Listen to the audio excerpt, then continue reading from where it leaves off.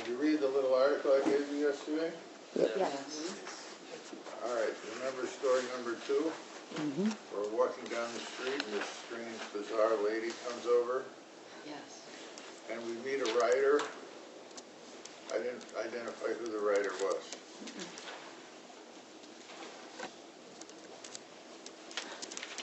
You'll never guess. So I'll tell you and then you won't know who it is until I explain it. We met Belle Kaufman. You know who Belle Kaufman was? Up the down staircase. Pardon me? Up the down staircase. Yeah, she wrote a book called Up the Down Staircase, made into a movie starring Sandy Dennis, about a teacher in the New York system. But who was she? She was somebody famous's daughter. Absolutely. You know who? This is the big year for him. Shalom Aleichem? That's it. Shalom Aleichen's daughter. Wow.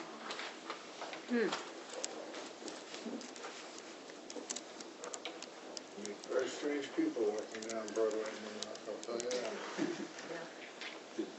that. Did Heshcel know her before that? Oh, sure. Yeah, so he recognized her. Look, I'm going to talk, we left off yesterday talking about the war in Vietnam. I want to mention how Heshcel got involved in the war in Vietnam. Speaking about walking down Broadway. Come back to that in a minute. In 1951, Heshcel published his book called Man is Not Alone, which was his philosophy of religion. It was co-published between the Jewish Publication Society and Harper and Row. And one day I spent the day researching how in the Jewish journals of the time the book was reviewed. And I read the reviews in all of the most prominent Jewish journals of the time, and all the reviews were negative. Some were extremely negative. Some might have been libelous.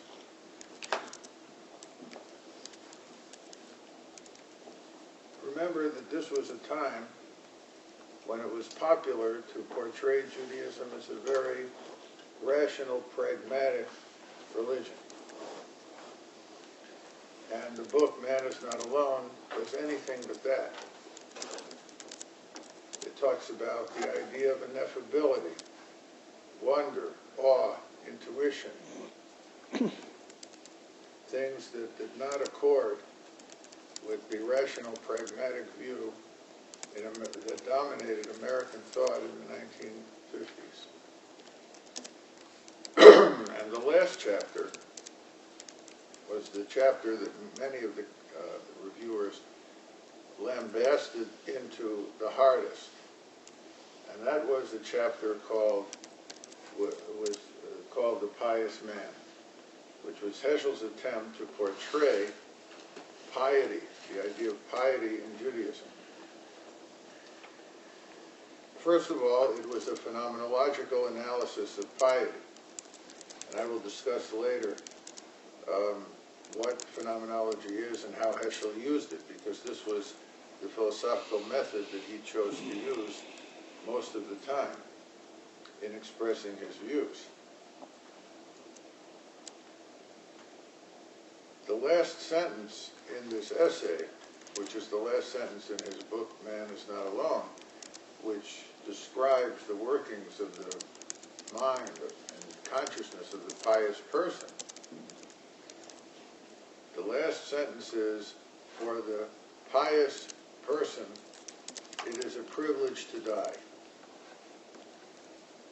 That's the line that got triggered more response than anything else. Because remember, this book came out in 1951, right after the Second World War. So how could anybody say it's a privilege to die right after 50 million people were killed in the Second World War, including, of course, all the stuff on the Holocaust. So Heschel was brutally attacked for this book, Man is Not Alone, which was his philosophy of religion, and the sister book to the later book, God in Search of Man, which was his philosophy of the particular religion, namely Judaism. These two books are really part of a little two-book series.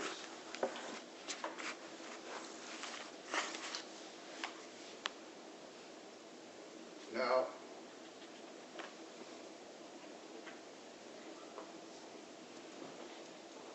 all of a sudden, a review came out in a non-Jewish journal of this book. Not only a non-Jewish journal, but the most prestigious newspaper in New York at the time, no longer exists, namely the New York Herald Tribune, lauding this book as a tremendous breakthrough in American religious thought and predicting that Heschel will become the most important Jewish thinker in America in the future. And this review in the New York Herald Tribune happened to have been written by the most prominent Protestant theologian in America since the colonial period, probably, and that was Reinhold Niebuhr.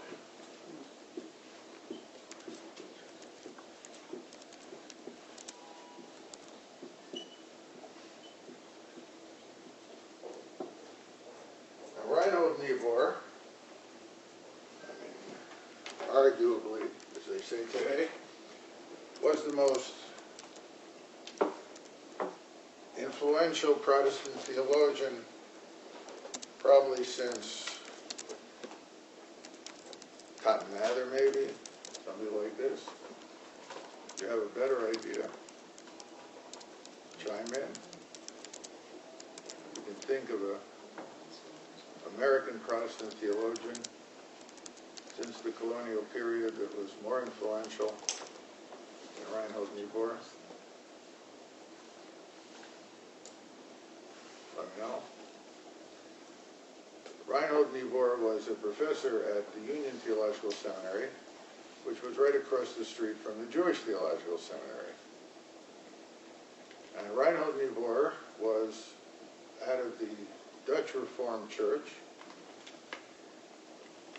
He originally came from Elmhurst, Illinois, which is about 12 miles west of here, and went to Elmhurst College, which is in Elmhurst, Illinois. And if you go to Elmhurst College today, there's really no other reason to go there. You'll see a big, life-size bronze statue as you enter the campus of Reinhold Niebuhr. Until today. And until today, there is a lecture series given at Elmhurst College, the Reinhold Niebuhr Lectures.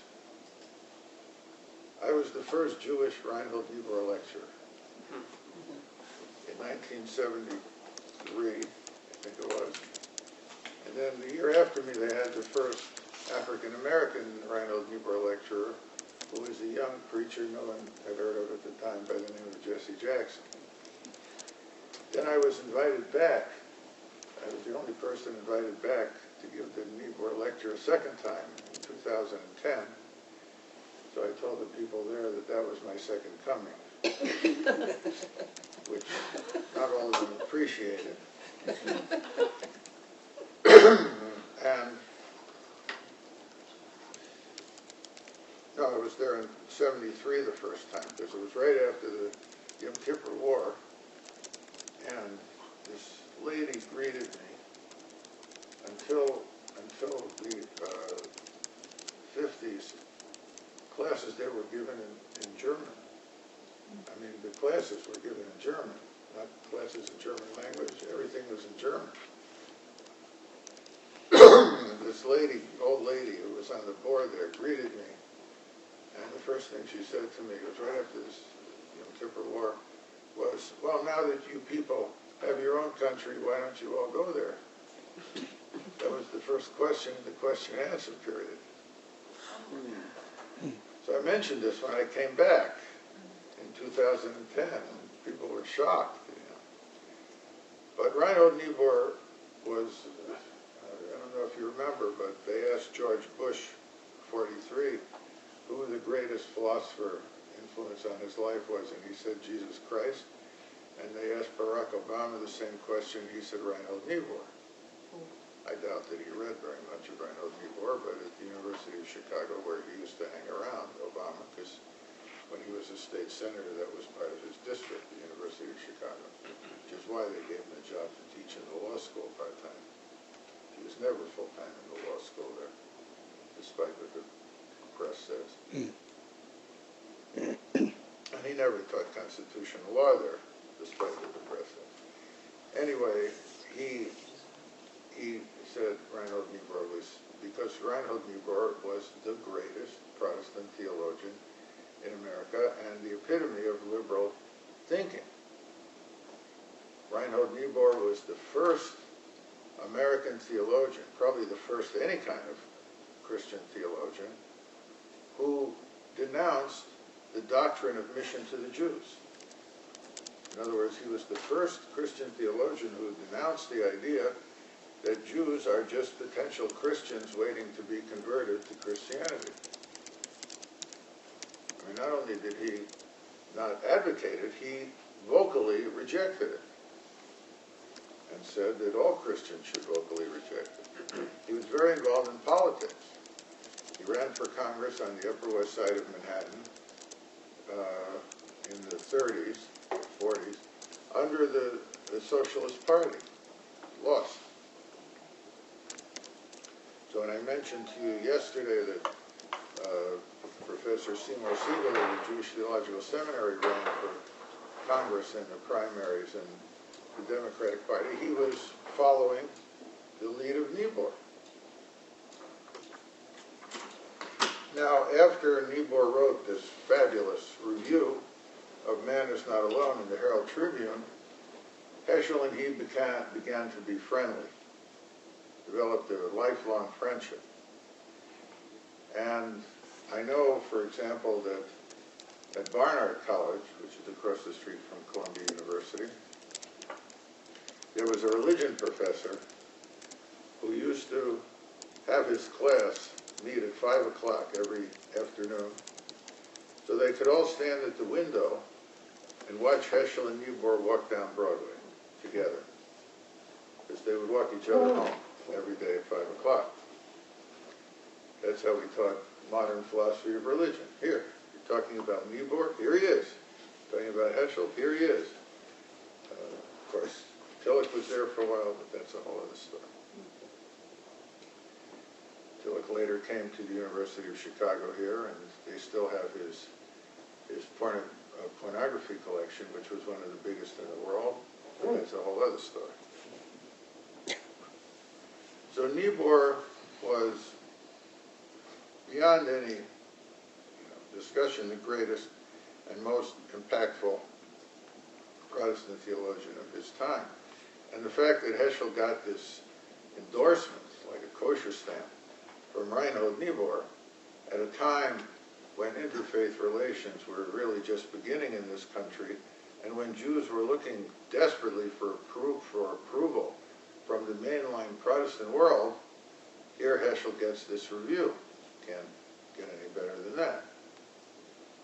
And a very close relationship develops between them. Then Reinhold Niebuhr starts to have a series of strokes until he is very debilitated and basically moves from Manhattan most of the time up to his summer home in western Massachusetts.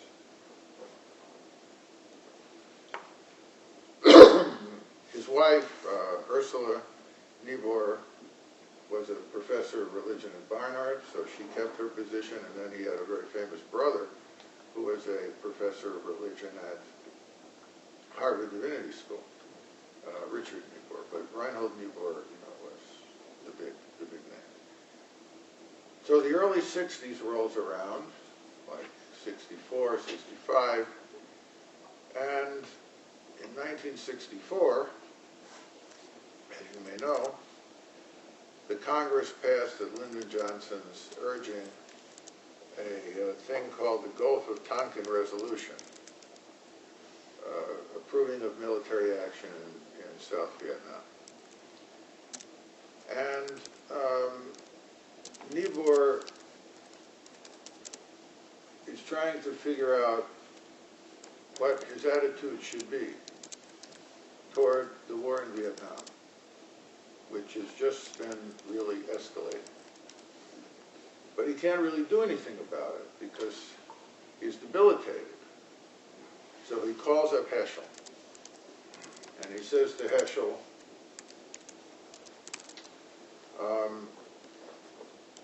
I can't really do anything about this. Why don't you look into it and see what you come up with, see what you think. How should religious persons in America respond to the escalation of involvement of the American government and American people in the war in as it was called then, Indochina. So I remember very vividly, 65, walking into Heschel's office, and he had on his desk mounds of books. And these books all came from the Kelm University Library up the street, and they were all on the history of Southeast Asia, Indochina, the French occupation of Vietnam, the whole business. Not the kind of books you would expect to see on Heschel's desk. You'd expect to see, let's say, Hasidic books, Talmudic books, not books on Southeast Asia. So I said to him, what's this stuff doing there? And he explained that Niebuhr had asked him to look into this whole issue and try to develop a view of how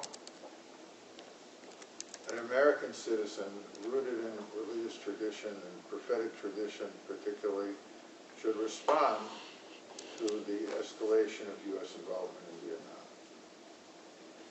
And after doing that, Heschel came to the conclusion that a person of religious faith, rooted particularly in prophetic values, should be involved in trying to convince the government to not be involved in the war in Vietnam. And then Heschel got together with a number of Protestant Catholic leaders, clergy, and he founded an organization called Clergy Concerned About Vietnam. It was him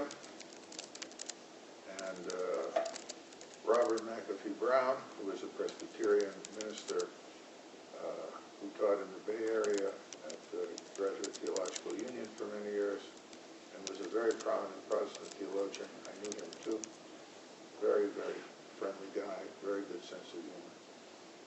And Father Daniel Berrigan, who was, I mentioned yesterday, who was a Jesuit priest, and Heschel always used to describe him as a kind of Catholic Hasidic Rabbi, that he had a big following.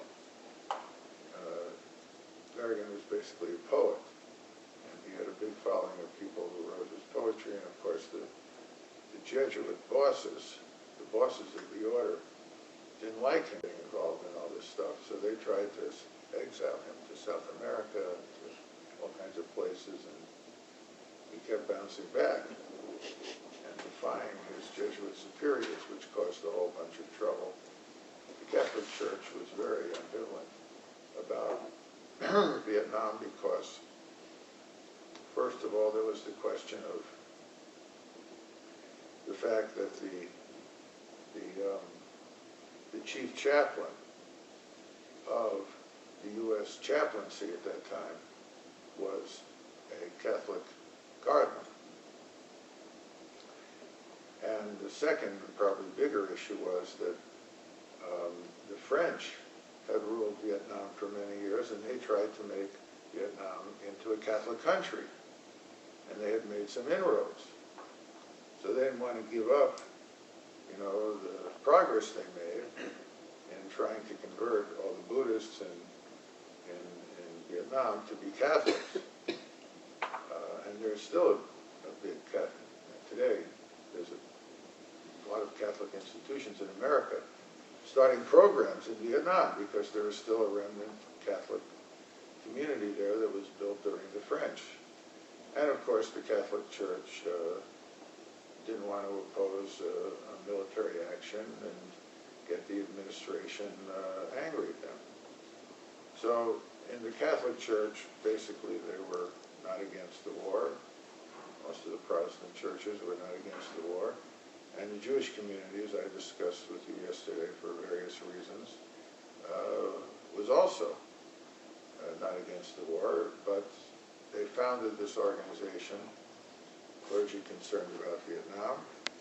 And then when they came to the conclusion that if only clergy were concerned about Vietnam, and the clergy who were concerned were very few, they needed more people to be concerned about Vietnam, so they changed the name Clergy and Laymen Concerned About Vietnam, and then it became a bigger movement. So that's, in a nutshell, how Heshcel became involved in the Vietnam War movement, which was very different than the way he became involved in other stuff. Because other stuff he became involved in through what I would call his handlers. This he became involved in totally by himself. And as I discussed yesterday, maybe out of a naive K, you know, that I discussed for various reasons. See, like most immigrants, particularly most Jewish immigrants from Poland, Heshcel had a very romantic view of America. And, you know, if you have a very romantic view of someone or something, as soon as they do something that doesn't meet that tremendously high bar, you know, you're terribly disappointed. And he, I mean, America saved his life from the Holocaust. And he came to America, and it was like a love fest. I remember, I'll talk later about his experiences at Hebrew Union College, where he had a tough time.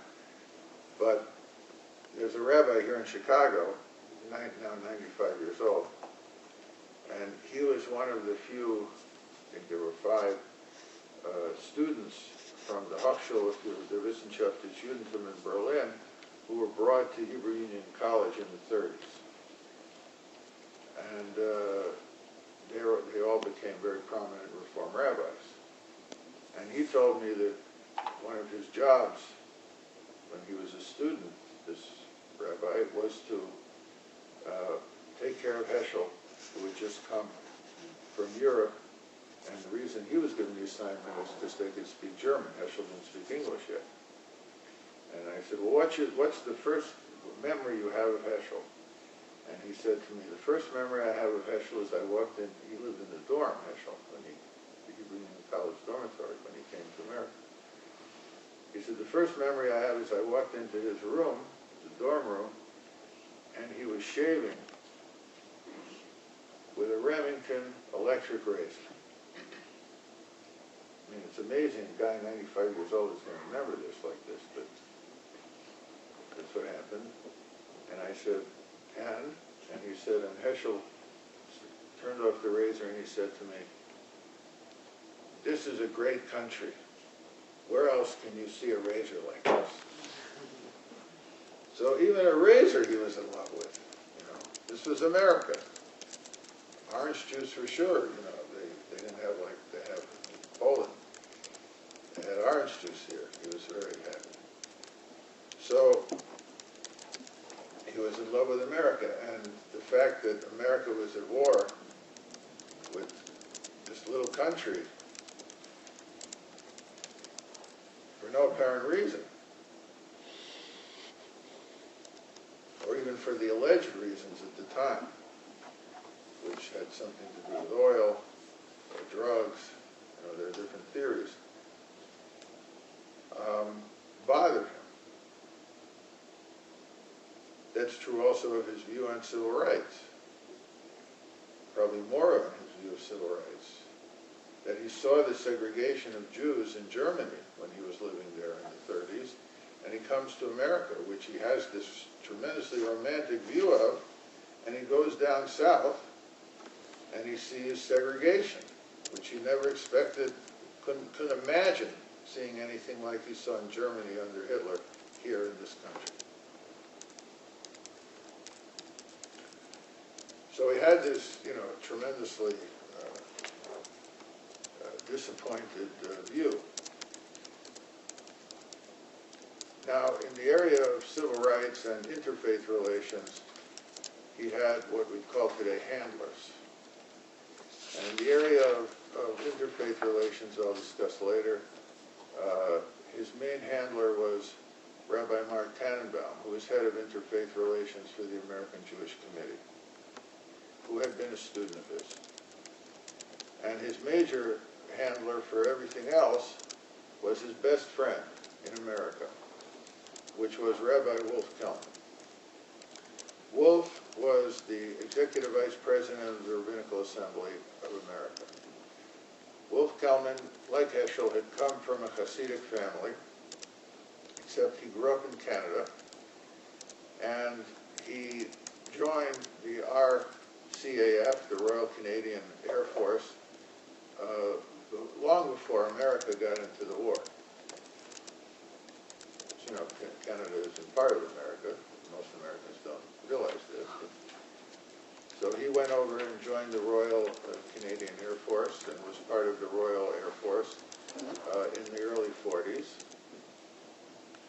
And after the war, he decided to study for the rabbinate, and he came to the Jewish Theological Seminary in New York, and he was introduced to Heshcel, and the rest is like history. And then he became the head of the Rabbinical Assembly and turned it into a union, which it's not anymore. And he helped give the rabbinate tremendous power in this country. I mean, he ran that organization like Jimmy Hoffa ran the Teamsters. I mean, he would say to a congregation, if you don't take the rabbi I send you, you're not getting one. Or if you want to fire your rabbi, even though he's an idiot, I'm going to have 200 rabbis picket your congregation every day until you, give him a renewed contract. This stuff doesn't really go on anymore, but in those days, he was running it like Jimmy Hoffa ran the Teamsters. And he was very politically acute, and he was sort of Heshchel's handler. So when I mentioned yesterday the conference on race and religion held here in Chicago in '63, this was probably through Kelm. Anyway, where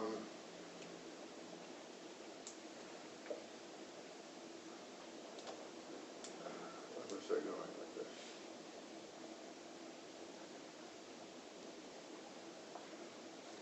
So he got involved in interfaith and civil rights. Yeah, but there was another step. The war first? Pardon me? The war first? The handler. Yeah, so these were the two handlers, and Vietnam was not with a handler of Vietnam. He sort of came to on his own. And this really got him embroiled for the first time in really political stuff. I mean, interfaith relations has a lot of politics, but you don't get involved with the Johnson administration over interfaith relations. Civil rights, well, Johnson passed the civil rights legislation in '65, so it wasn't against the government's policies. But Vietnam was against the government's policies, and it was a national issue. So this brought him into a totally different arena than he had operated in before. I'm not sure he was politically sophisticated enough to understand all the ins and outs there. Now, I want to mention just let me go through this before I forget, two things related to the war in Vietnam business. One was in 1967,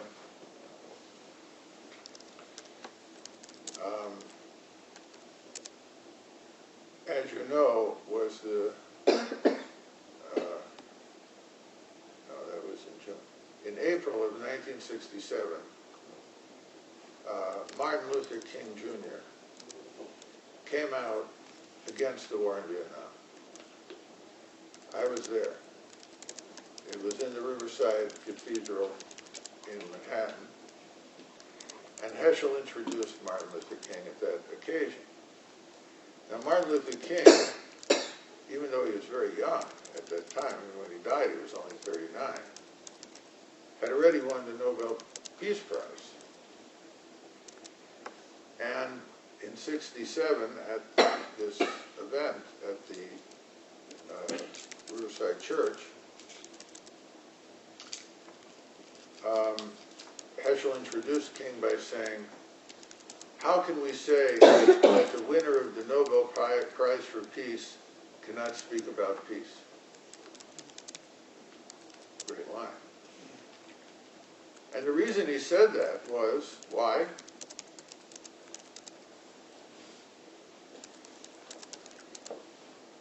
Because that was the major question people in America were asking. If you want to hear about integration and civil rights and relations with the blacks and all this, you talk to King. But where does he come off talking about a war in Indochina? So by Heshcel coming along and saying, how can the winner of the Nobel Prize for Peace not talk about war and peace, he's polemicizing against all this. Heshcel was the one who convinced King to come out against the war in Vietnam. On the grounds, King is a pacifist. Everybody knows that, right? But that caused a big problem 2 months later. What was the problem? 67 war. The '67 war, the Six-Day War. When Heshcel took on another assignment, right after convincing King, as the leading pacifist in America, to come out against the war in Vietnam and show that that was consistent with his views on civil rights, with King's views on civil rights, Heshcel now has to go to King, representing the Jewish community, which needs support in the Gentile community for Israel after the Six-Day War. And he has to convince King that the war is justified and that he should support it, which he did. How did he do it? He did it by convincing King that if King were alive during World War II, King had been an adult during World War II, would King have been a pacifist with regard to World War II and the Holocaust? Remember, this was a time when people believed, especially Jews in America, that the Six-Day War was about to be a second Holocaust. They didn't know the Israeli military had the whole war planned out in advance and knew they were going to win before they fired one bullet. They didn't know that. The Israeli generals all knew that, but nobody else knew that. So he convinced King that King would not have been a pacifist during World War II, and that since the Six-Day War was going to be a second Holocaust, that he would also should not be against this war, and King came out on the side of the Israelis during the Six-Day War. These two things caused King a lot of problems. It's not usually discussed. This again, why I might say there's some naivete in Heschel, because he didn't foresee the problems that would be caused by King's involvement in the anti-war movement and in supporting Israel during the Six-Day War. What are the problems? Yep. Oh, he's siding with white people against brown people. Yes. That wasn't really the problem, because King's rationale for coming out for the war in Vietnam was that black soldiers, American soldiers, were disproportionately fighting the war in Vietnam to white soldiers, and therefore it was an African-American issue. Oh, then I would say the second reason is because the establishment, the head of the FBI at that time, J. Edgar Hoover? yes, already hated King, so this would just be another kind of onion on something on the fire to make him hate him even more. Well, I don't think he cared much about that, because J. Edgar Hoover actually told King that if he accepted the Nobel Peace Prize, Hoover threatened with revealing his marital infidelities and releasing tapes of his, audio tapes of his marital infidelities, and King didn't go for that pressure, so he wasn't going to go for, other pressures. And we know that the FBI sent photographs of King in rather embarrassing situations to his wife. So after all that, he wasn't going to worry about something like this. But look at what happened as a result of King coming out against the war in Vietnam and coming out in defense of the Israelis in the Six-Day War. What happened in the civil rights movement? He lost credibility. He lost credibility and he lost leadership. The Black Power people moved in. The Jews started to get pushed out of the whole movement, claiming that they wanted to control the movement and the blacks should control their own movement. I mean, it may shock you to know that one of the issues that is percolating in the black community, especially here in Chicago, about Obama, is the question of why he hasn't helped blacks. And one of the answers given in the black community is because he's controlled by Jews. And look at his history, and you see, it's not a bad argument. Who's the head of his campaign? Axelrod. Who's the head of his finances? Pritzker. You look at all the names that catapulted him into prominence as political advisors, like our current mayor here, Rahm Emanuel, and who catapulted him into his early positions in Illinois politics. He was a state senator. There was a woman named Betty Lou Saltzman, whose father was Phil Kletznick, who had been Secretary of Commerce under Carter, and who built the water tower here, if you've been there, amongst other things. Obama lost only one election in his whole career, and that was one of the black seats in the Congress here. He lost to Bobby Rush, who was one of the Chicago Seven. He was not, and one of the reasons he lost is because he was considered a Jewish candidate. He was he was manipulated, he was the puppet of being involved in all this stuff. So they tried this. The Jews, and that's the same fear, I would say, similar fear, that led to the backlash against King after he came out in favor of the Vietnam War. Black Power movement was getting stronger then. and King was, seen as a pacifist, not as a black power guy. And when he came out for the Six-Day War, it seemed obvious to many leaders of the black community that maybe he was also a tool of the Jews, and that this could be used as an excuse to push the Jews out of the civil rights movement. Remember, I discussed with you yesterday Ed Kaplan's father, Killy Kaplan, who was Jewish, white, and president and major funder of the NAACP in his time. That could never happen again today. But that was what was going on then, and there was a major shift in the whole civil rights movement after King came out against the war in Vietnam. Yep. I'm not disagreeing with you. You're allowed to, Well, I'm not, but I also I just feel compelled to add some things. Like, in my view, I think the reason Obama got beaten was because he didn't have the same machine. He was an outsider. But in answer to people who say that he didn't do anything for black people, when he came here, he didn't come here as a professor, part-time or whatever, at the University of Chicago. He came here as a community organizer in the South Shore. He did a lot of really good work. That's how his whole political career started. But do you know what I'm saying? So how you could say he doesn't do anything for black people seems kind of silly, because that's how he started. I don't want to. Okay. It's not my purpose here to discuss Obama. That's not our topic. Except. I could if I had to.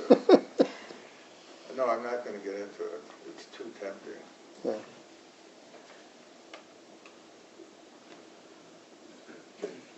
I have a question. Yeah. So you're adding to my sense of Heshcel and the times, especially with Vietnam, which was much a part of my life, and I can appreciate what you're talking about with the naivete or the disappointment in the lover and all that kind of stuff, which adds things. But still, because I was very active in that stuff, and Jewish Peace Fellowship and all that. And what about the original assignment from Niebuhr about the prophetic tradition? Would the prophetic tradition support that? I mean, you haven't mentioned anything about that as a piece of Heshcel. No, I'm not up to that yet. I'm not up to Okay. the interaction between his thought and his action. Okay. I'm not even there yet, anywhere near there yet. Okay. I look forward. That's because I started with the end and worked backwards. I haven't yet gotten to the beginning and worked forward. Okay. So it's all yet to come. I'll sit on it.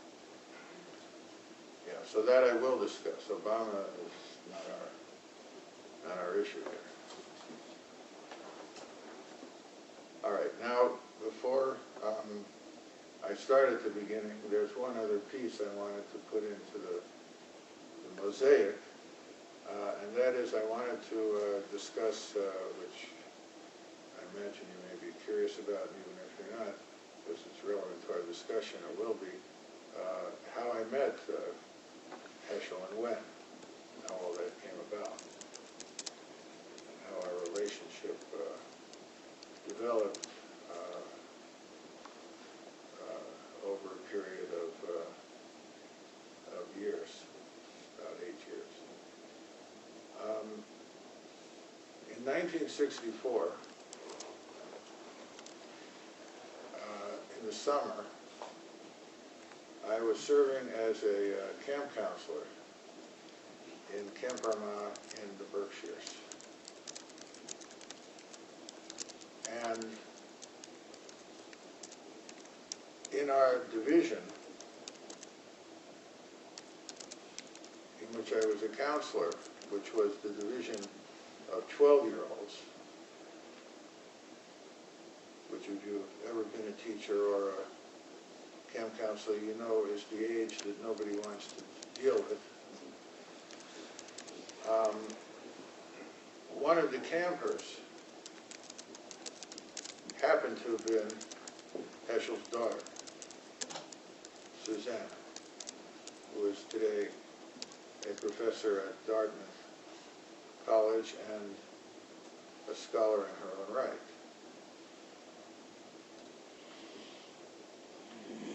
And so Heschel and his wife decided to come up and visit the camp for a week. So imagine this scene. You're a college student. You've spent a lot of time reading Heschel's work, tremendous admiration of his. You've read especially closely his book, Man's Quest for God, which is his studies on prayer and ritual. You're a counselor in a Jewish camp, Hebrew-speaking camp. At least it was Hebrew-speaking then. Now I'm not sure it's Hebrew-speaking or even Jewish. And one of your jobs as a counselor is not only to take care of the kids in your charge, but also to run the religious services for the division of 12-year-old kids. And you're conducting the services one day and, leading the prayers and telling the kids little stories to explain the prayers and all this stuff. And in walks Heshcel and sits down in the service. And into your mind immediately comes his lambastic critique of the way prayer is conducted in the American synagogue, beginning with his sentence, "The American synagogue is sick, it suffers from a severe cold." And here he walks into services you're conducting. That's the first time I saw him. So, for 2 days, he comes to the services, doesn't say a word. Sits there, services are over, leaves. Third day, the services are over, he starts walking my way. My immediate response is to run, which I could do in those days, and definitely ran faster than him, though I was not a fast runner even then. But he comes over, and I'm expecting, to have a critique of my service, the services I was running, and instead he says, "Can I ask you a question?" Oh. Can I embarrass My you? career is over. My career is over. I said, "Okay, I'd be honored." So he said, "Do you know how to row and how to operate a rowboat?" I said, "Yes, sir." He said, "Good. Can you take me out on one of them?" I said, "If you like." I said, "When?" He said, "Are you free today?" I said, "After lunch, I'm free." So after lunch, I'm down at the lake. I have a rowboat. I have the oars. I'm waiting for him to come. All of a sudden I see him, a man, walking down the road. I see him with his huge mane of white hair, huge unkempt beard, mostly yellow from tobacco stains, his huge cigar in his mouth with smoke coming out, a very strange looking Hawaiian shirt, and a bathing suit that didn't match anything, and what do you call them? Tie shoes, Oxford shoes. And he's walking down the road toward the pier. So he comes down and he says, "I'm all ready. Let's go." I said, "You sure you want to do this?" He says, "Oh yeah, I want to do this. I want to, even if it's possible, learn how to row the boat." I said, "May I ask you one question?" He said, "Yes." He said, "Do you know how to swim?" He said, "Oh, the Gemara says in Kedushin that a father should teach his son how to swim, but unfortunately my father, blessed memory, died when I was 9, and he never had the opportunity to teach me how to swim, so I'm sorry I don't know how to swim." So I said to him, "Well, then I hope you wouldn't mind wearing a what do you call it? Life jacket." He said, "Why?" I said, "Because you don't know how to swim." He said, "Oh, it's not safe to go in the boat?" "I know it's safe, but let's just take precautions." So we get in the boat. Of course, this took about a half an hour for him to figure out how to get in the back seat of the boat. We get in the boat. I push off. All of a sudden, we're in the middle of the lake. And we're in the middle of the lake, and he's asking me my views of modern biblical criticism. What do I think of H.L. Ginsberg's method of amending the texts? What do I think of using comparative Northwest Semitic philology to understand the Bible? So I tell him, well, I think it's, very interesting, but it doesn't get to the essence of what the biblical message is all about. So he says, "Oh, very good, very good." And unbeknown to myself at the time, I intuitively had figured out that when he asks the question, "Do you know anything?" Do you know the book of Amos or something like this? Whatever he asks you, you never admit to knowing anything. Because if you say you know, then he assumes you're telling the truth, and then he'll quiz you on it because he already knows more than you on any subject you could bring up. I'll get back to this later. So we're discussing higher biblical criticism in the middle of the lake, and then he says, "Maybe you show me how to row?" I said, "Well, to do that, we have to switch seats." Uh-oh. He says, "And how do we do that?" And I explained to him, "Well, I put my hand here, and you put your hand there, and then I move here, and then you move there at the same time, and we switch seats there." Well, here we are in the middle of the lake, trying to switch seats. And the boat is rocking, and he can't swim. And the life jacket, he didn't really put it on terribly well, so it was slipping off. And I'm figuring to myself, I'm going to be responsible for Judaism losing its greatest contemporary thinker. We're going to switch seats, the boat's going to capsize, and he's going to drown. And it'll be my fault. So eventually a miracle occurs, and we switch seats. So he grabs the oars and starts to row. And he wants to go straight, but he could only operate one oar at a time, so he kept only operating the right oar with both hands. So we kept going in circles. I said, no, you can't do that. You have to put one arm on each oar and do it like this. So here I'm thinking to myself, here's a man who can navigate his way through the most difficult Kabbalistic texts ever written, can navigate his way through German philosophy,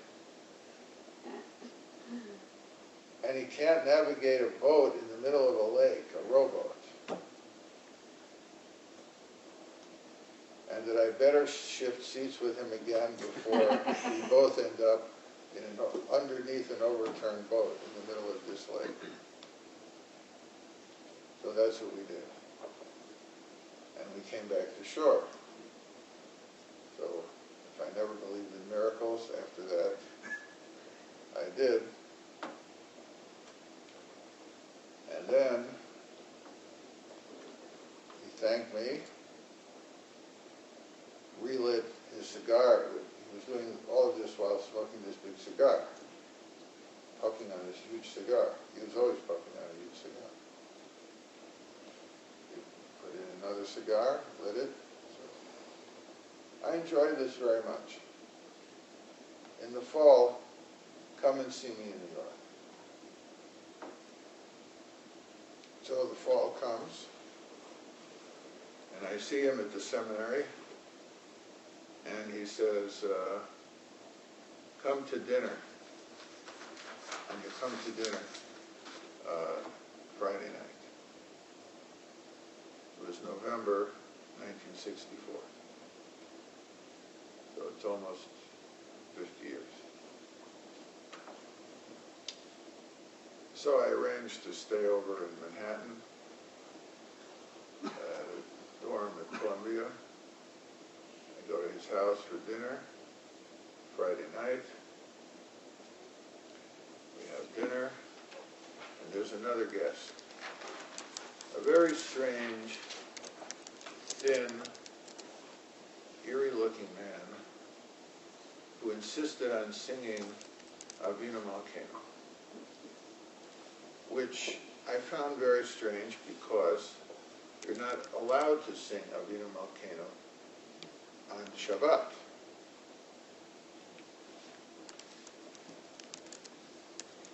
And after we finished singing it, I realized that Heshcel and I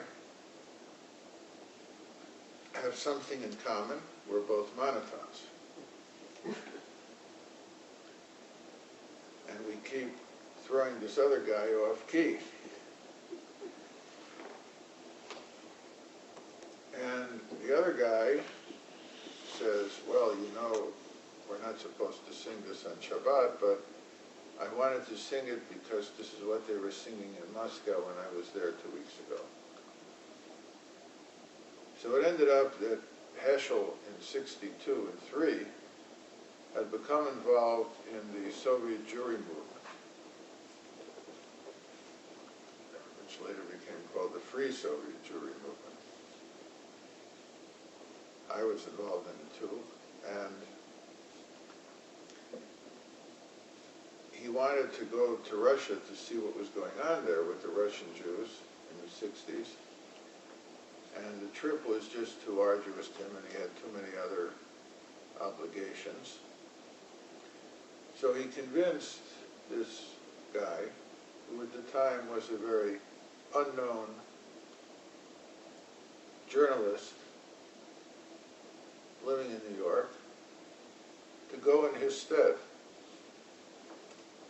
And he had just come back from his first visit to the Soviet Union and meeting with Soviet Jews. And this was Elie Wiesel, who I met there at that time. And then Elie Wiesel wrote a book about in Hebrew, originally for the Israeli newspaper Yediot Achronot, which he was the UN correspondent for, in Yediot Achronot, called Yehudei Demama, the Jews of Silence.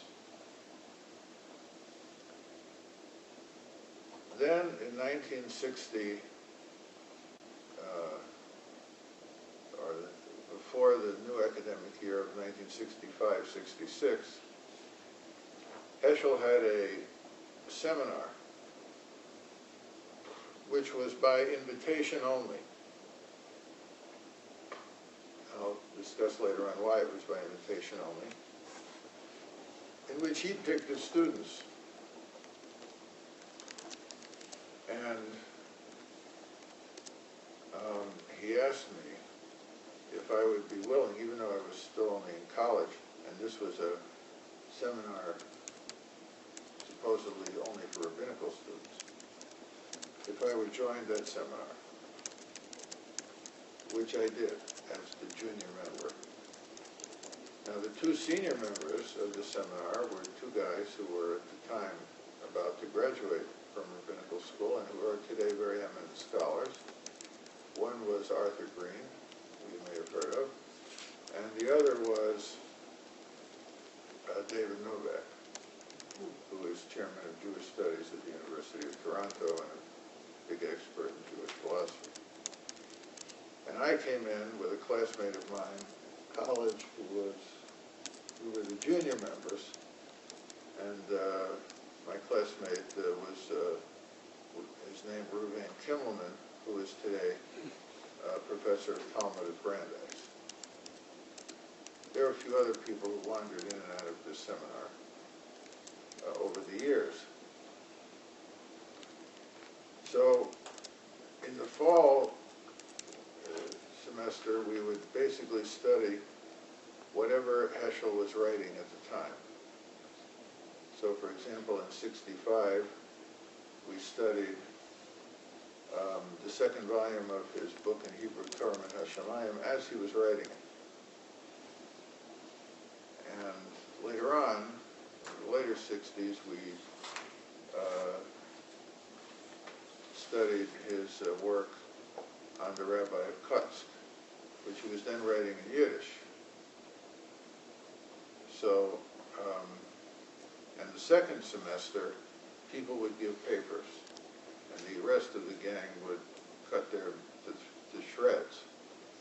And one of the papers, first paper I heard given there, my first year in the seminar in '65, '66, was Arthur Green's paper about the foundation of what came to be Chavarat Shalom, which was the first American Chavarah. So the Chavarah movement really started in that seminar. Now, in the fall of '66, I entered the rabbinical school. And as I mentioned to you yesterday, in those days, unlike today, they basically didn't charge tuition in the rabbinical school. But in lieu of tuition, you had to do, like they call today, work study. So, as I entered rabbinical school, just before I entered, Heshcel said to me, he said, "Do you know how to type?" And as it happened, in junior high school, I only took 2 courses that were any good to me in future years. One was in cooking, and one was in typing. So I did know how to type, touch type, believe it or not. And so he said, good, because I need a student secretary and research assistant. So I had a job for the next 3.5 years. And I would handle all of his correspondence, most of which were rather boring things like requests for him to lecture or requests for permission to reprint things. It's interesting, one of you passed out on the table before his book, Who is Man? And one of the requests we got after it came out was to use some excerpts from Who is Man for a textbook in how to write. Heshcel was very, very insistent on developing one's ability to write. He made me write every day an hour in English and an hour in Hebrew just to learn how to write, to develop one's own style. And very often he would show me a page he had written for a chapter he had written for a forthcoming work. And he would never ask me whether I agreed with it or disagreed with it, what I thought of it. His question would always be the same question. The question always was, is the nigun right? Is the tune right? Is the music of the language right? He wasn't interested in whether I agreed or disagreed, whether he made the case or didn't make the case, but whether the lilt was right, whether the nigun was right. So most of the correspondence was easy to do, but then we had some unusual things come in. Here and there, I'll mention a few of them. One was a letter from a chaplain, Jewish chaplain, in the Army during the Vietnam War. And the chaplain writes, well, you're opposed to the war. Should I obey my orders? And if you're opposed to the war, how can you say I should obey my orders? And Heshcel wrote back to him, yes, you should obey your orders. First of all, because you are not a combatant. You are ministering to soldiers who need you, and because you swore an oath.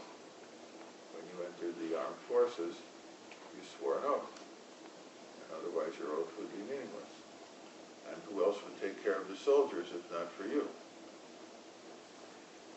But the biggest controversial thing we got, I won't get into the whole business about what was going on then with Vatican II, and he would always get letters from nuns about whether they should keep wearing their habits or not. I'm not getting into that stuff. But the big, hardest one was, and he would never, dictate what I should respond. He'd just say, you know how to respond. So one day a letter came in from Simon Wiesenthal. And Simon Wiesenthal was then putting together a book, some of you are probably familiar with this book, called The Sunflower,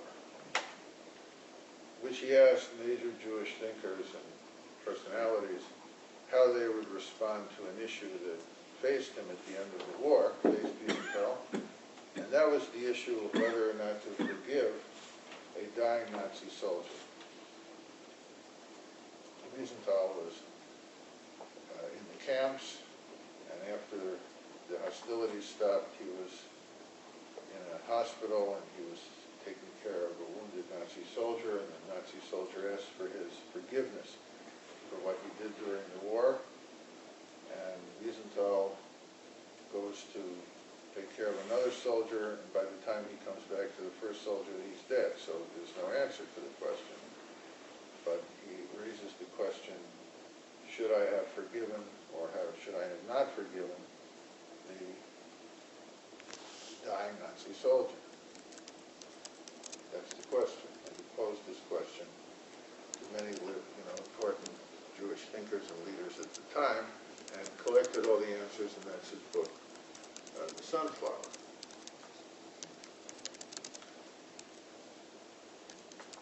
So Heschel said to me, how do you think I should answer? I said, I would answer that we shouldn't forgive him because he did such terrible things. And I said, well, it's not how I want to answer him, it's how you want to answer him. And Heschel said, you know the story about the Brisker Rav? You know who the Brisker Rav was? The Rabbi of Brisk, which is Brest-Litovsk in Belarusia, and Belarus now. And he was the grandfather grandfather of the Soloveitchik line, Rabbi Brisk. So I said, I know a lot of stories about the Rabbi Brisk. So he was happy I knew a lot of stories. Because he's a Misnagi, he was an anti-Hussid, so stories, they're not only Hasidic stories. So he says, you know the story of him on the train? I said, well, there are a lot of stories of him on the train. I mean, in the 19th century, it's like, Tolstoy, half of the stories are on the train. So, have to do with trains. So, I said, which story of him on the train? He says, the one where he's traveling in first class. I said, oh, that story. He says, yeah, that's what you should tell Isabel. He wouldn't dictate it. You had to know. So I wrote up the story as I remembered it. And he approved it, and we sent it to Isabel. And the story is that Rabbi Brisk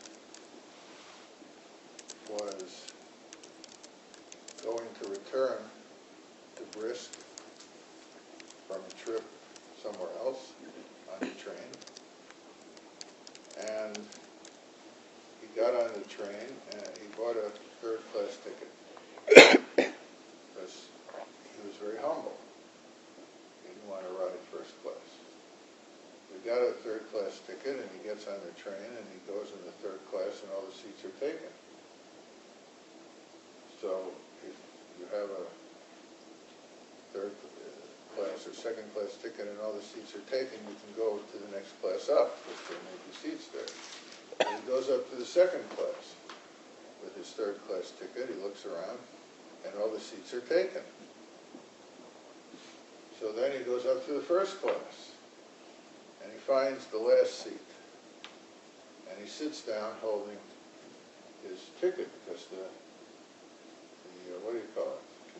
Conductor is going to be coming by collecting the tickets. And he's sitting there holding his third-class ticket, and there's a Jewish guy sitting next to him, and the Jewish guy says, "Can't you see, you idiot? This is the first class, and you have a third-class ticket. You can't sit here. I paid a lot of money for this ticket. You don't have a ticket." And he kept berating him. I said, "But there were no seats in the third class, and there were no seats in the second class, and this was the last seat.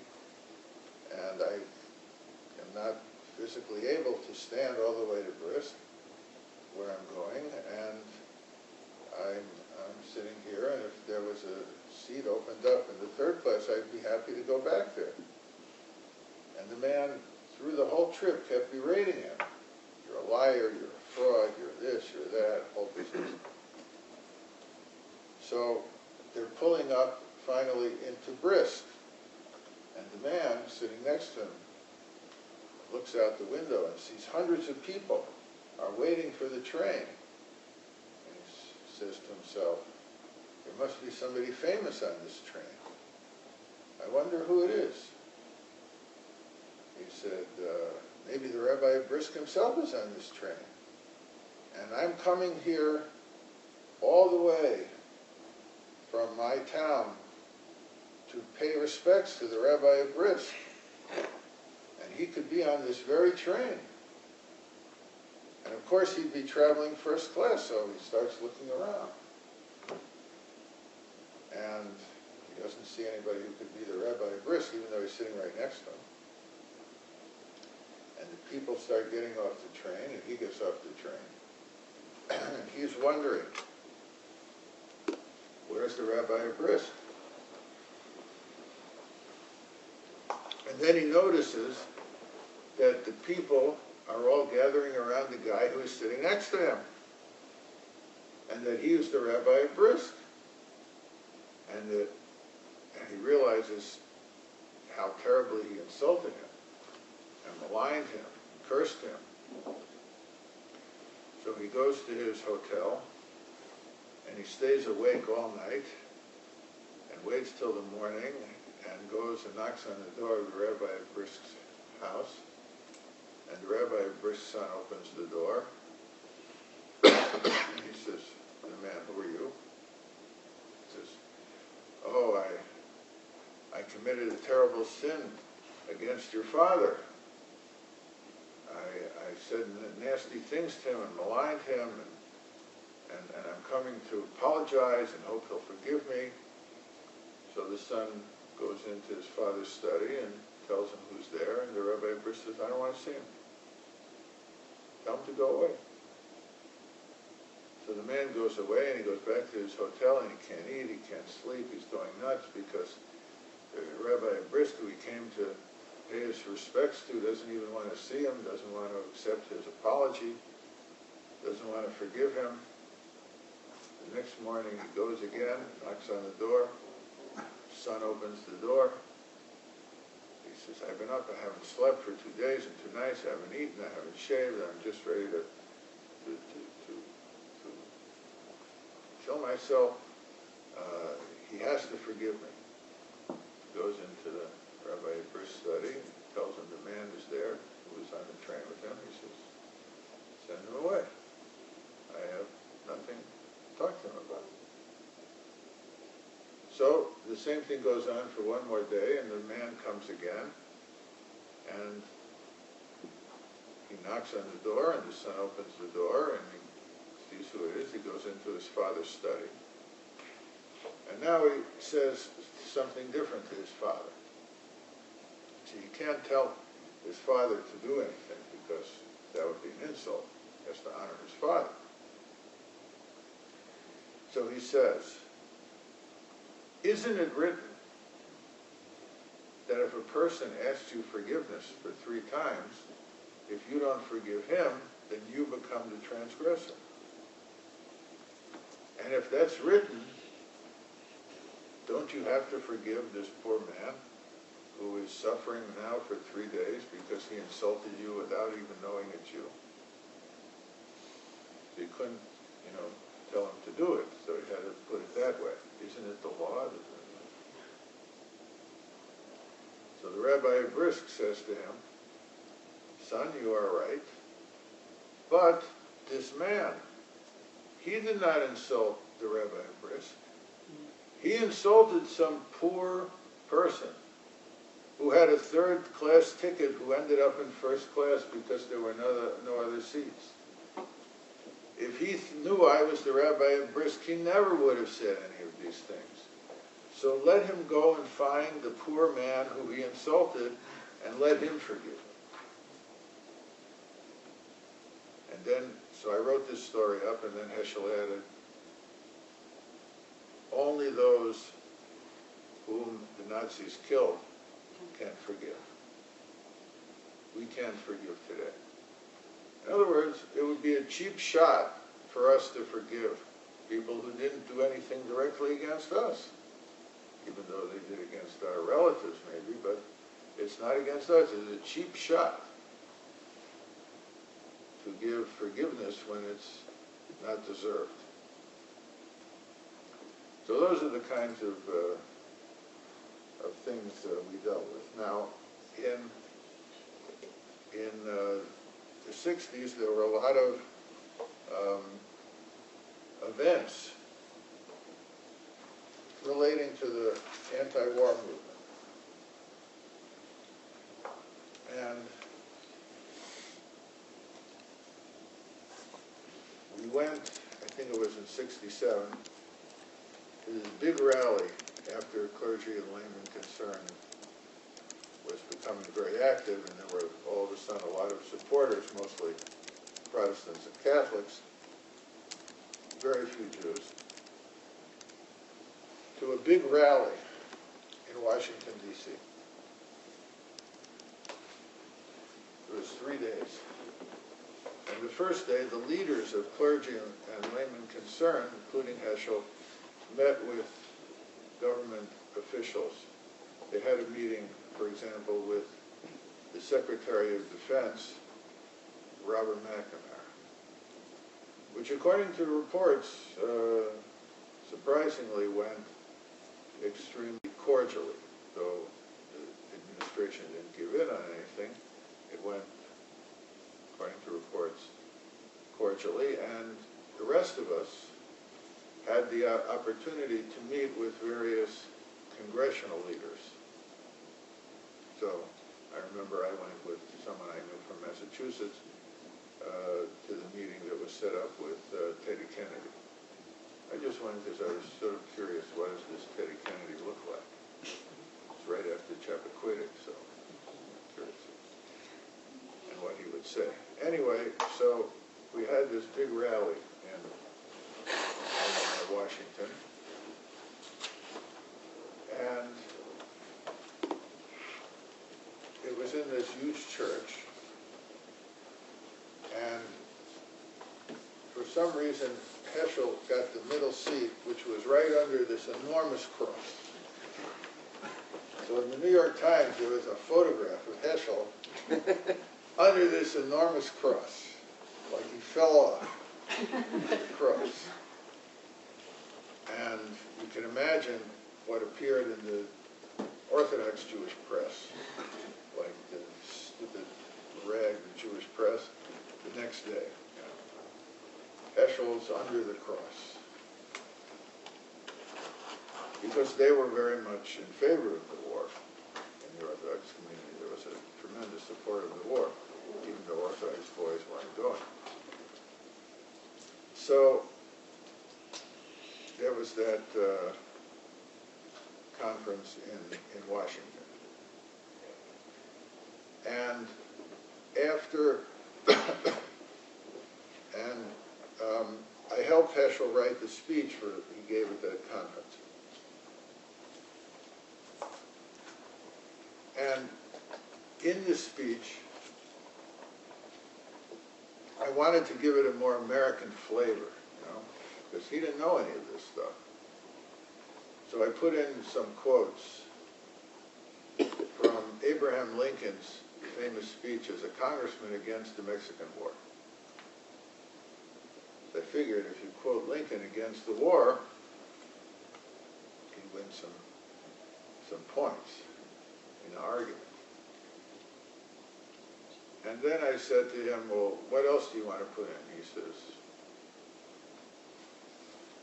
put in, such and such. I'll mention what such and such is in a minute. And I put it in. Now I mention this because this, what I'm going to relate now, has been misquoted hundreds of times. I even heard it in a Yom Kippur sermon last year. Misattributed. And attributed to Heshcel, because it was in that speech. And this was it was a Rosh Hashanah sermon. Because on Rosh Hashanah we read the story of the binding of Isaac. And there is a story about a 7-year-old boy who's studying the story of the binding of Isaac in the Cheder in Eastern Europe. And as the teacher is going through the story, the boy is getting emotionally upset. He's worried that Isaac's not going to be saved. And then the angel comes and says to Abraham, just as Abraham's about to slaughter the boy, Isaac, don't do it. So the boy in the story says, I was so overwhelmed, I started to cry, and I couldn't stop crying, and my teacher in the Cheder came over to me and he said, why are you crying like this? You shouldn't be so upset. The angel came and saved the boy. And I said to the teacher, the boy says, what if the angel were late? What if the angel didn't come in time? So Heshcel is telling this story in the middle of this speech in this church about the Vietnam War, because he's saying, what if we didn't come in time to protest this war and all these people are being killed and we're not there in time? What if we don't come in time? But everybody who quotes this passage of Heshcel quotes him as being the boy, which he wasn't. First of all, by the time he was 7, You think he didn't know the story of Isaac? You think that the children of Hasidic masters went to Cheder? By the time he was 7, he knew almost half of the Talmud. You know, by the time he was 13, he was through the whole Talmud. And he never went to a Cheder. And he certainly knew the story of Isaac. It wasn't his story. It was a quote from the memoirs of a man by the name of Halper Leivik. Any bells? And it's all, today, everybody quotes it as Heshcel. I'm sitting in the shul, you know, at Rosh Hashanah, and the guy is saying, Heshcel wrote in his memoirs, and he tells the story about the boy from the Vietnam War speech. Halper Leivik was a very great Yiddish poet and playwright. His most famous play is on the Golem. After the war, he was sent by the U.S. Army to tour the DP camps, the displaced persons camps in Europe, and to read Yiddish poetry to cheer up the survivors. He could never earn a living in this country as a Yiddish poet, so he used to earn his living as a house painter and wallpaper guy. When I came to Chicago many years ago, somebody in the suburbs invited me to his house, and he takes me into a room, and I see a room with the worst wallpaper job I ever saw in my life. I said, why don't you get this fixed? He says, but this is an original Leivik. Leivik himself did. Then Leivik developed some respiratory disease and spent the rest of his life at the Jewish Respiratory Hospital in Colorado. So it's Leivik's story. It's not Heschel's story. So after the event at the church, the Jewish participants, of which there were very few, were invited for lunch. Not all of them. To the social action office of the Reform movement in Washington. And because Heshcel was going to the lunch, I mean, it was basically in his honor, something happened that was very unusual. The Reform movement ordered a kosher lunch. Those days, the Reform movement made very great efforts never to do anything kosher. When I spoke at the Reform Congregational Convention in Minneapolis years ago, there was a luncheon for my talk, and the waitress came over and said, what would you like for lunch, sir? And I'd say, kosher. She gave me this strange look and disappeared and came back with the manager, and the manager said, I'm sorry, sir, that option is not available here. But at this luncheon, after that event, anti-Vietnam War service, interfaith service, they had kosher lunch. And I was there at lunch, and Heshcel was very happy because he had his favorite scotch, which was Chivas Regal. He was already on the third one, and was very happily eating a corned beef sandwich, kosher corned beef sandwich, because the one he had on the plane on the way down, they forgot to defrost, because they didn't have microwaves in planes then. And it was all wrapped in tinfoil, kosher food in those days, so you couldn't defrost it on the airplane if you ordered a kosher meal. Now you don't get any meal, so it doesn't matter, but so he was there very happy. Sitting there, and at the end of the table is the Reformed theologian, at least he thinks he's a theologian, Professor Eugene Barwitz. And Gene says, Dr. Heschel, would you mind if I ask a question? Heschel gave him a look like, if you understood how much I was enjoying this corned beef sandwich and these 3 scotches, you wouldn't ask me anything. Heschel didn't have very high respect for Borowitz because he didn't know classical sources. But I remember Borowitz came to the office once, and he was then preparing to write a book on sexual ethics for teenagers. The book was published under the title Choosing a Sex Ethic. And he asked Heschel, well, what classical work in Jewish sources is about sexual ethics? And Heschel said to him, well, Gene, there's a medieval treatise called Igeret HaKodesh. At that time it hadn't yet been translated, now there are 2 translations. He said Igeret HaKodesh, and it's not translated. And Gene, he says, and Gene, it's without dots. The Hebrew has no dots, meaning you can't read it, you know. So he didn't have high esteem for Gene Borowitz's views of classical Jewish sources. So anyway, Borowitz asked him this question. And Heschel's answer to this question will have a lot to do with our further discussion, even though it has nothing to do with the Vietnam War, only that it came up at this occasion. Borowitz said to him, Professor Heschel, how do you see the situation, the existential condition of American Jewry?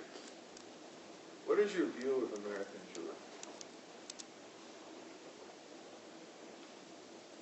Well, this is a very complicated question, you know, and all this sociological studies about it. So Heshcel, as he usually did, answered with a story. And here was the story.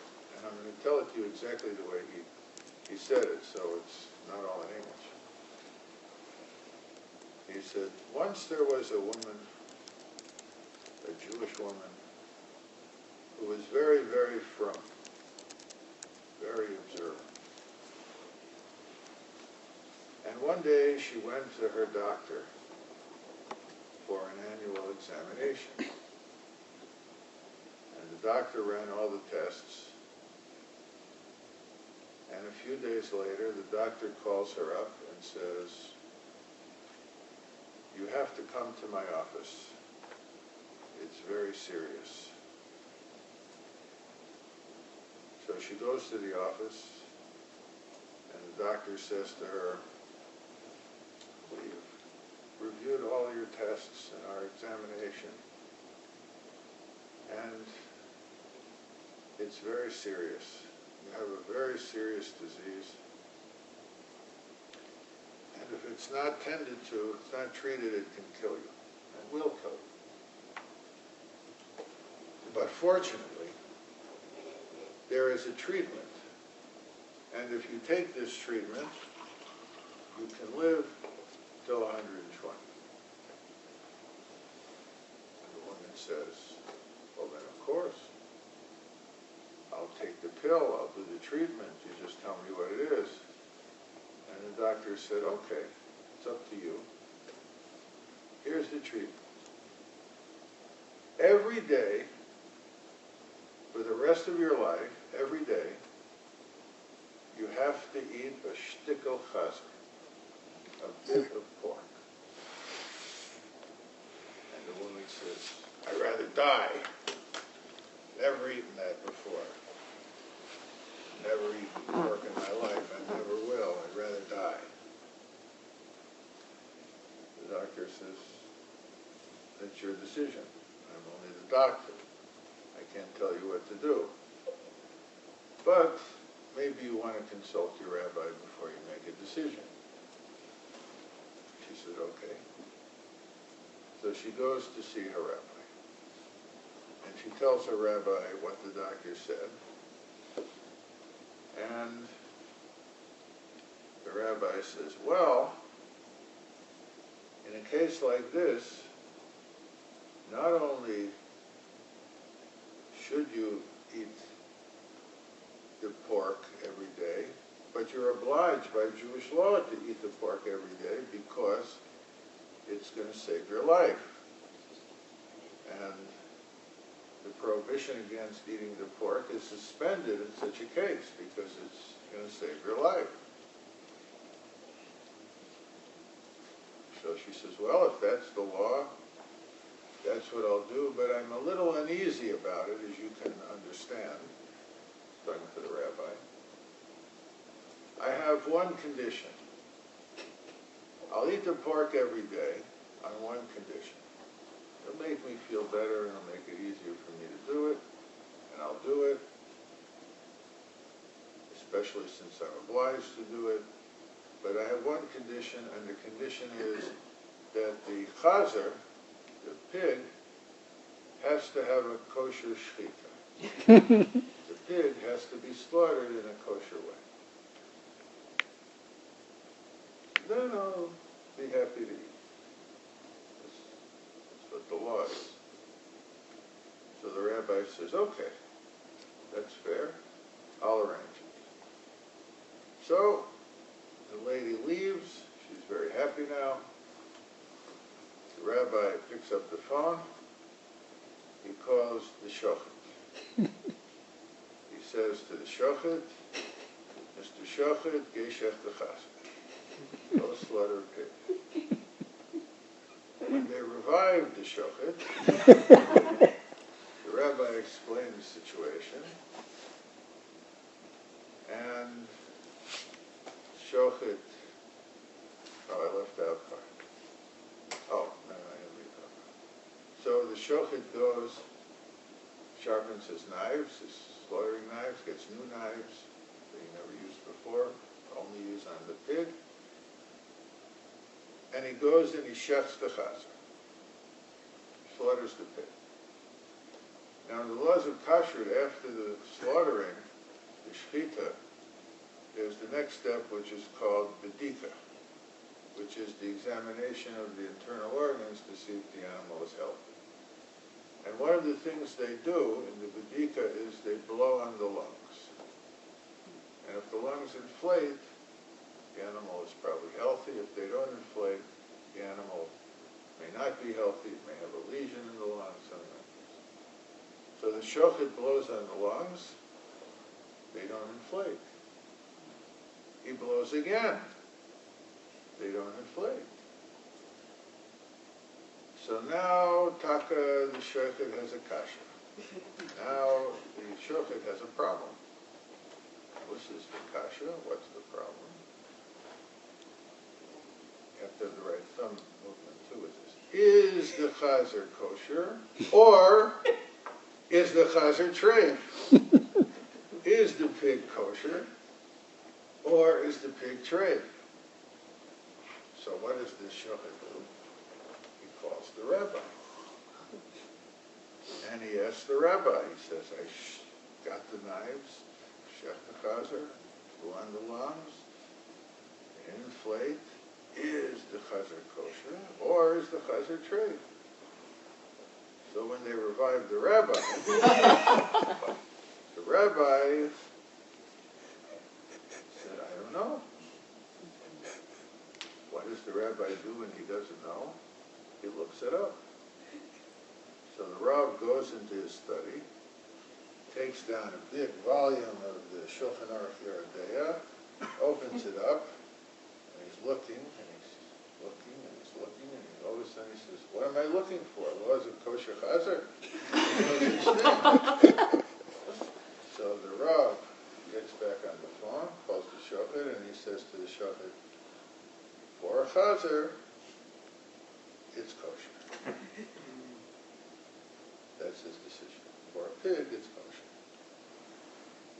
And Heshcel said, looks across the table at Borowitz, and he says, Gene, that's American Jewry.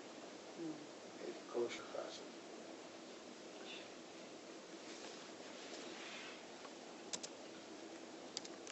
Now, this is precisely why the one idea, that is the cohesive idea that binds everything that Heschel is writing about and interested in together,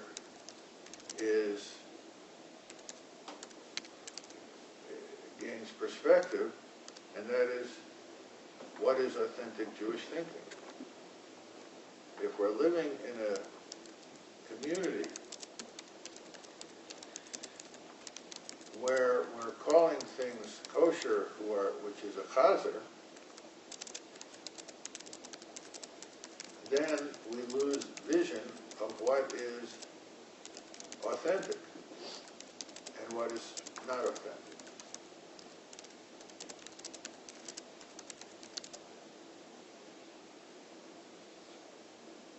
And let me cap off this part of our discussion with a quote from Heschel that he told a number of people. So I know it's not written down his name anywhere that he wrote it, but I know enough people who heard it from him. Not long before he died, where he said that American Judaism is making on itself a second Holocaust. The first Holocaust was done to us and was against Jewish bodies. The second Holocaust, which we're doing on ourselves, is made on the Jewish soul. And he was not, at the end of his life, very optimistic about the future of American Jewry. And you can see this very clearly in his last book, A Passion for Truth, on the Rabbi of Kutsk, where he has many statements where he's quoting there the Rabbi of Kutsk, which are obviously directed at his contemporaries in American Jewry, particularly the Rabbi.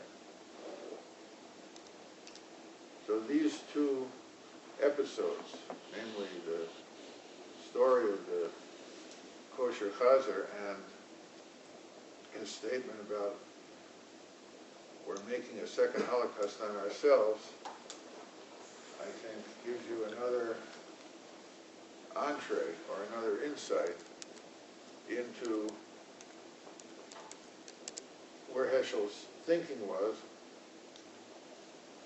and why for him the major cohesive center to his thinking, namely what is authentic Jewish thinking, becomes so important. Because if you have no standard, if you have no measure of authenticity,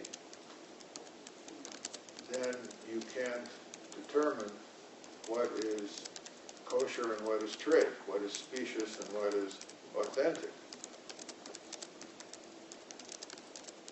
And for him, this is the key issue.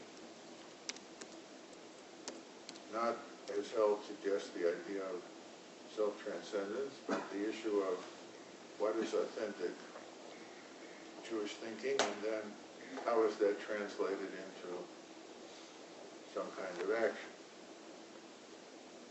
And we'll see this as we discuss Heschel's thinking.